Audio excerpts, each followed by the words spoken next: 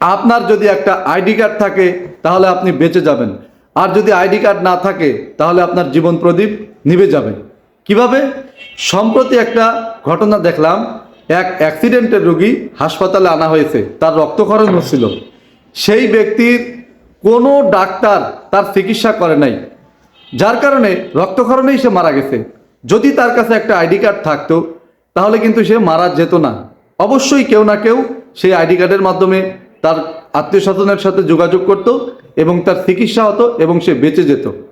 যাই হোক, আমি এই কথাই বলবো, অবশ্যই আপনি একটা আইডি কার্ড তৈরি করবেন। আপনি যে পেশারই হন না কেন, যদি আপনি রিক্সা চালান তাও আপনার একটা আইডি কার্ড থাকতে হবে, যে আইডি কার্ডে আপনার ছবি থাকবে, আপনার বর্তমান ঠিকানা থাকবে এবং আপনার পরিবারের কারো মোবাইল নাম্বার থাকবে।